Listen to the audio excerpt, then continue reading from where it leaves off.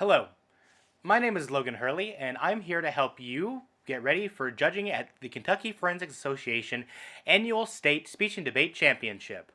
This video is designed to help you feel more confident while you judge, as well as be able to provide the best feedback for the competitors possible. Also, hopefully, it will help clarify any confusions you might have about the judging process, and will hopefully make very clear what it is we're asking you to do. The biggest thing we're asking is for you to come, watch student speeches, and then write ballots. Here's an example of a ballot.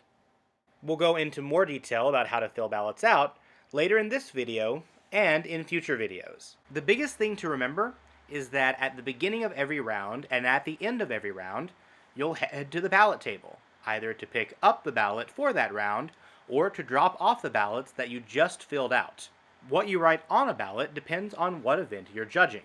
For speech events, also called individual events, also called IEs, you'll be ranking all of the competitors in the room from 1, the most impressive competitor, to 6, the least impressive competitor. You'll also be assigning those competitors speaking points, ranging from 16 to 30. We'll talk a bit more how to make that decision in a later video.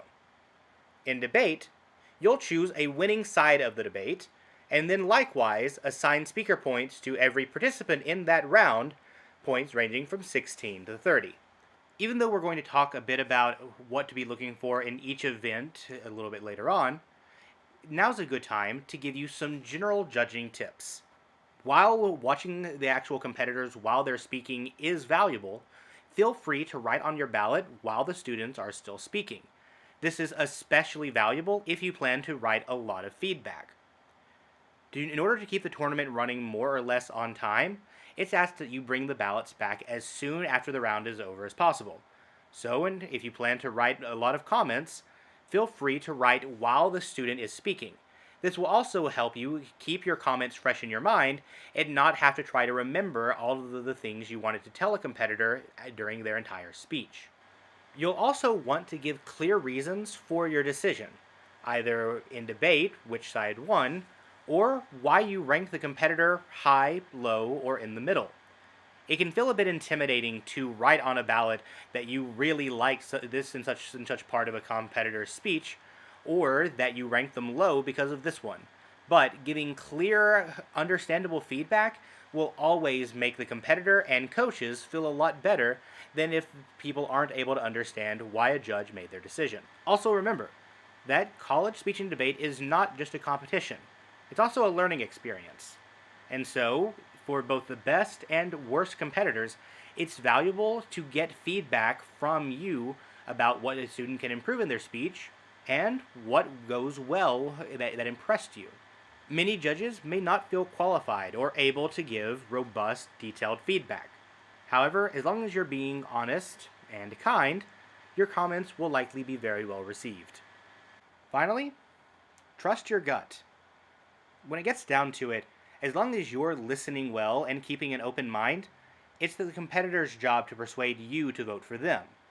So, if a student isn't persuading you, even if you aren't totally sure why that is, and as long as you're checking that you're keeping an open mind, then go with your gut and let your ballot reflect how you think and feel about the round.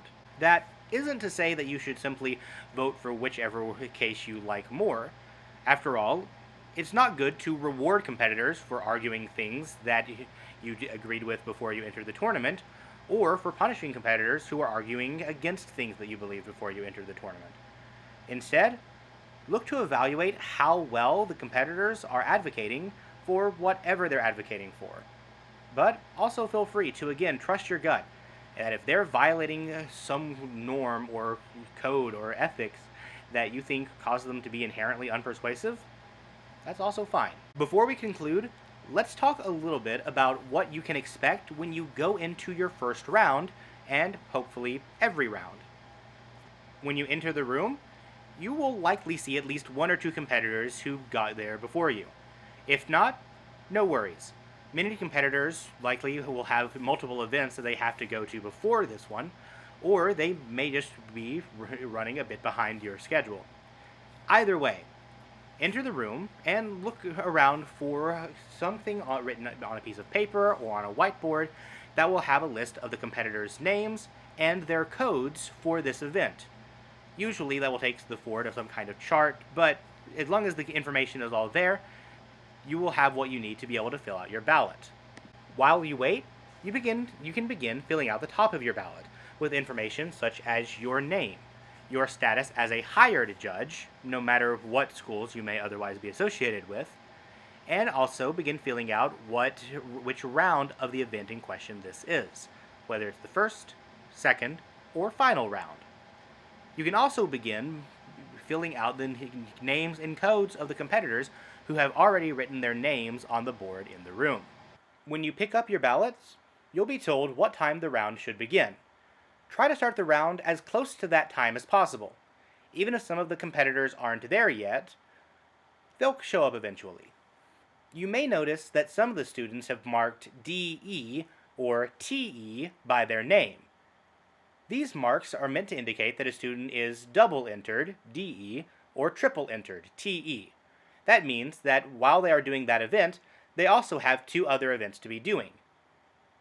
It is good if you have a competitor marked DE or TE in the room already to let that competitor go first, no matter where their name is on the list otherwise. Furthermore, it's okay for people who are marked DE or TE to come into the room a bit late, because they will have been competing in their other events. With that said, you now know the basics of how to judge a speech and debate tournament. So, show up on Friday with a lot of pins, and hopefully you'll have a great time.